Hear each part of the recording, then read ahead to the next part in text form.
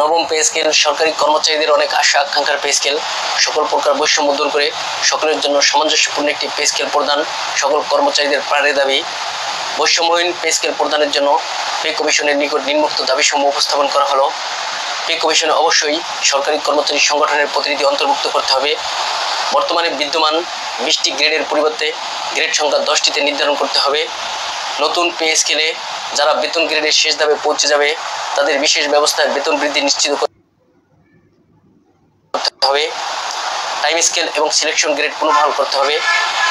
Tiffin ভাতা, যাতায়াত ভাতা, চিকিৎসা ভাতা সহ সকল প্রকার ভাতা যৌক্তিক হারে নির্ধারণ করতে হবে।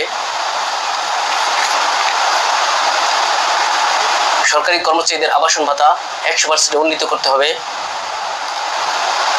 সরকারি কর্মচারীদের বিদ্যুৎ বিল এবং গ্যাস বিল মওকুফ করতে হবে অথবা বিদ্যুৎ ও গ্যাস ভাতা চালু করতে হবে। প্রজাতন্ত্রের সকল কর্মচারীদের জন্য রেশনিং ভাতা চালু করতে হবে। এছাড়াও বিভিন্ন দপ্তরে বিভিন্ন ধরনের দাবি আছে। সরকারি কর্মচারীদের অনুরোধ করছি, আপনাদের যার যার যে দাবি আছে সেগুলো আপনারা আমাদের কাছে লিখিত আকারে পেশ করেন।